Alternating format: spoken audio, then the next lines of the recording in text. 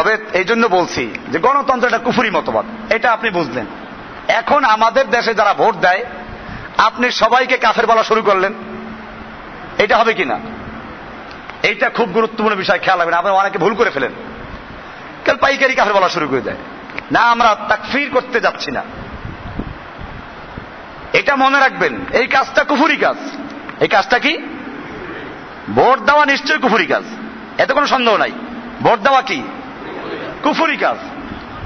কারণ ভোট দিয়ে আপনি কিছু এমপি বানান যারা আল্লাহর আসনে বসে, ওখানে আইন প্রণয়ন করে, এটা কুফরি কাজ। তবে এজন্য যে ভোট দিল পাবলিক গ্রামের একজন লোক, তাকে আপনি বলেন তুই কাফের হয়ে গেছে ভোট দিয়া, এটা বলবেন না। কারণ এখানে আজকের আলোচনা এটা আসতেছে। আর তাবিল, এটা একটা ব্যাখ্যা দেয়, তারা তাবিল করে। তাবিল করে কি? ইসলামে যেমন শুরা আছে সেরকম গণতন্ত্রের সংসদ আছে, তাবিল করে দিল। এই তাবিলগুলো গ্রামের লোকেরা বিশ্বাস করে, কারণ এই তাবিলগুলো তাদের কাছে পৌঁছায় কারা? বড় বড় আলেমরা। কারা? এই নির্বাচন, এই দেশের বড় বড় আলেমরা নির্বাচন করে। বড় বড় আলেমরা কি করে?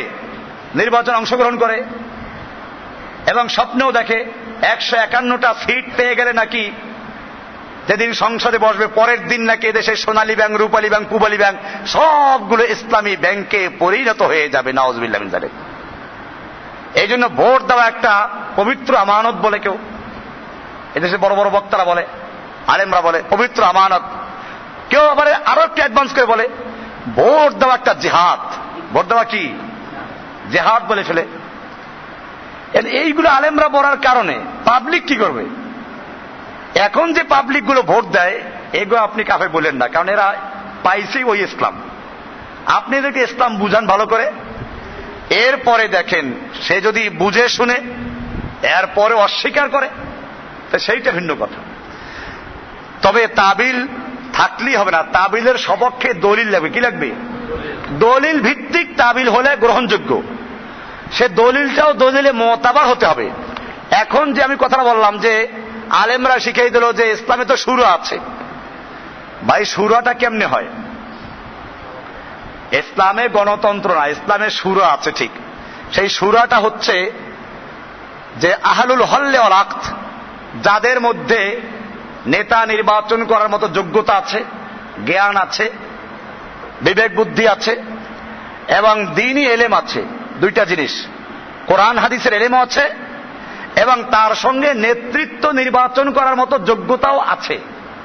এই রকম বিজ্ঞ লোকেরা মিলে একজন নেতা তৈরি করবে এবং তারা এই নেতার সঙ্গে একটা বোর্ড থাকবে, শুরা, এরা পরামর্শ দিবে। এটার নাম হচ্ছে শুরা। এটার নাম কি? এই শুরাটার গুরুত্ব কোরআনে আছে। কোরআনে স্পষ্ট বলা আছে ও আমরুহুম শুরা বাইনাহুম। আল্লাহ তাআলা বলছেন যে মুমিনদের কার্যগুলো সম্পাদন হয় তাদের পারস্পরিক পরামর্শের ভিত্তিতে, শুরার ভিত্তিতে। এমনকি স্বয়ং আল্লাহর নবী যিনি ওহী দ্বারা নিয়ন্ত্রিত, আল্লাহ তাআলা তাকেও বলছেন ওয়াশাবিরহুম ফিল আমর, ওয়াশাবিরহুম ফিল আমর। আপনি তাদের সঙ্গে গুরুত্বপূর্ণ কাজে পরামর্শ করুন। কাকে বলা হচ্ছে? নবীকে বলা হচ্ছে। কেন আল্লাহ নিজে বলতে পারতেন না সবগুলো ব্যাপারে যে এটি করেন? না, উম্মতকে শিক্ষা দেওয়া হচ্ছে যে পরামর্শ করতে। নবীকে বলা হচ্ছে শাবিরহুম, আপনি ওদের সঙ্গে পরামর্শ করুন। কাদের সঙ্গে? দেশের পুরো জনগণের সঙ্গে, মানে ভোট নেন। আল্লাহ নবী কয়টা ভোটের ব্যবস্থা করেছিলেন? কয়টা নির্বাচন দিয়েছিলেন? বোঝা গেল শাবিরহুম বলতে পাবলিক না। এই শাবিরহুম বলতে ওই পাবলিক না যাদেরকে একটা সিগারেট দিলে একটা ভোট দেয়, একবেলা পান্তা পাতার দুইটা পোড়ামরিচ খাওয়াইলে কি দেয়, আর গরুর গোশত আর গরম ভাত খাওয়ার কথাই নাই। এরকম ভাবে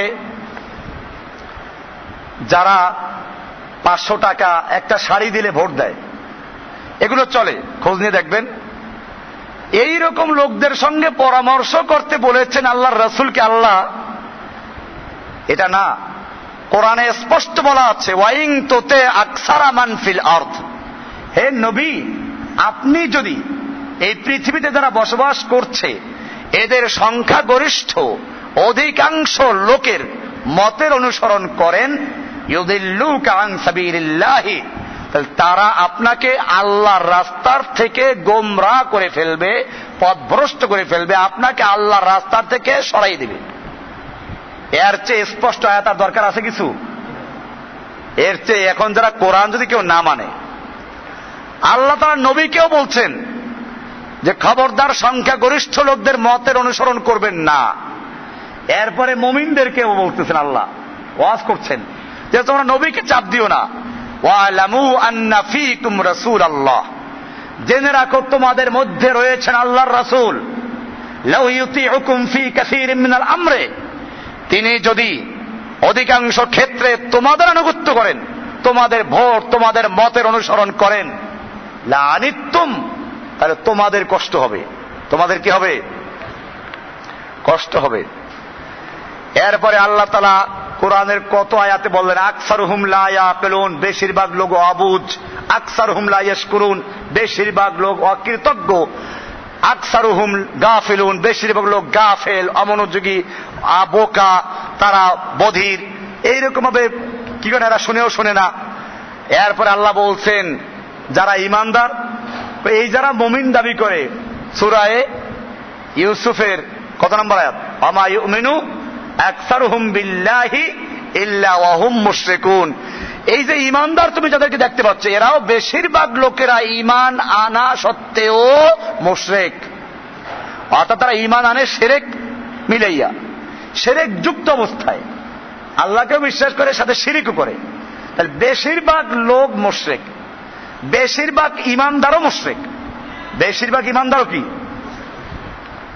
কোরআনে আয়াত বলছি। কাজে কারো যদি কোনো মাথায় এখন প্যাচ লেগে থাকে, আপনি কোরআনটা পড়েন গিয়ে ভালো করে। সূরা ইউসুফে আছে আয়াতটা, 106 নম্বর আয়াত, সূরা ইউসুফের 106 নম্বর আয়াত। জাযাকাল্লাহ। তো এরকম পরিষ্কার করা আছে। এখন এইটাকে যদি কেউ বলে সূরা, তাহলে আমরাও বলতে বাধ্য যে ভাই, বলি না ছাগলেরও 4টে পা আছে, 2টা কান আছে, একটা লেজ আছে, 2টা চোখ আছে। আর গরুরও 4টে পা আছে, 2টো চোখ আছে, 2টো শিং আছে, 2টো কান আছে। এখন যদি কেউ বলে এই তো ছাগলে আর গরুতে মিল পাওয়া গেছে, অতএব ছাগল আর গরু একই, তাহলে লোকটাকে আমরা কি সুস্থ জ্ঞানের অধিকারী বলবো না পাগল বলবো? মাথা গোল বলবো। পা ঠিক আছে, মাথা গোল। তো এই লোকগুলো, এই ছাগল যেমন ছাগল, কিয়ামত পর্যন্ত ছাগল, আর গরু গরুই, যদিও কিছু কিছু ক্ষেত্রে মিল আছে, ঠিক এরকম ভাবে গণতন্ত্র গণতন্ত্রই, আর সুরা সুরা, দুইটার সঙ্গে কোনো মিল নাই। এখন যাই হোক, এখন এটা তো শিখাচ্ছে আলেমরা, সেই জন্য আমরা পাবলিকদেরকে তাকফির করতে যাব না। আমরা তাদেরকে বুঝানো যে এটার কুফরি কাজ। গণতন্ত্র একটা কুফরি ধর্ম। ইসলাম যেমন স্বতন্ত্র ধর্ম, গণতন্ত্র একটা আলাদা ধর্ম। ইসলামের যেমন অর্থ ব্যবস্থা আছে একটা স্বতন্ত্র জাকাত ভিত্তিক অর্থ ব্যবস্থা, ওদের অর্থ ব্যবস্থা সুদ ভিত্তিক অর্থ ব্যবস্থা। ইসলামের যেমন একটা মানবাধিকার আছে, সেই মানবাধিকারের কাজ হচ্ছে আইন। ইসলামের আইন আছে, চোরের বিচার আছে, জেনারেল বিচারের বিচার আছে, এগুলো মানবাধিকার রক্ষা করার জন্য। আর ওদের মানবাধিকার হলো এইগুলোকে বাতিল করার জন্য। এরকম ভাবে ইসলাম একটা স্বতন্ত্র দিন, গণতন্ত্র একটা স্বতন্ত্র দিন। আমাদের পরিষ্কার বলতে হবে লাকুম দীনুকুম ওয়ালিয়া দিন। ওই গণতন্ত্রীরা, লাকুম দীনুকুম ওয়ালিয়া দিন, তোদের ধর্ম তোদের, আমাদের ধর্ম কি? তোদের সঙ্গে আমাদের কোনো মিল নাই, এটা পরিষ্কার। এখন যারা এই গণতান্ত্রিক প্রক্রিয়ায় ভোটে নির্বাচন করে, জোটে অংশগ্রহণ করে, তারপরে ইসলাম কায়েম করার স্বপ্ন দেখেন, এরা কি আল্লাহর নবীর ইসলাম কায়েম করার স্বপ্ন দেখে? না নিজেদের দেশীয় গাছগাছরায় তৈরি ভেষজ হালুয়া, শক্তিবর্ধক হালুয়ার ইসলাম কায়েম করার স্বপ্ন দেখে? কোনটা? এই ভেষজ ইসলাম এই দেশে মানুষেরা পালন করে। এই জন্য ভেষজ ইসলাম না, ইসলাম ইসলামী। যে ইসলাম আল্লাহর নবী নিয়ে আগমন করেছেন, ওই ইসলাম দেশীয় গাছগাছরায় তৈরি হাব্বে মুকাব্বি, শক্তিবর্ধক হালুয়া।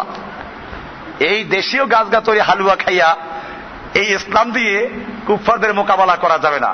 কুফফারদের মোকাবেলা করতে হইলে ওই ইসলামের হালুয়া খাইতে হইবে যে ইসলামের হালুয়া তৈরি করেছেন কে? আল্লাহ রাসূল সাল্লাল্লাহু আলাইহি ওয়াসাল্লাম, যেটা আল্লাহ তাআলা দান করেছেন।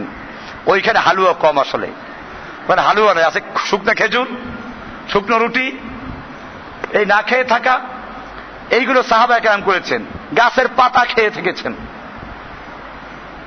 এই জন্যই ওইটাকে কেউ চায় না গুণ করে। ওইটা করতে গেলেই তো সর্বনাশ, গদি পাওয়া যাবে না, জেলে যেতে হবে, মার খেতে হবে, জীবনটা চলে যাবে, স্ত্রী বিধবা হবে, সন্তানের তিম হবে, যেটা আলোচনা বললাম যে পরীক্ষা আসবে।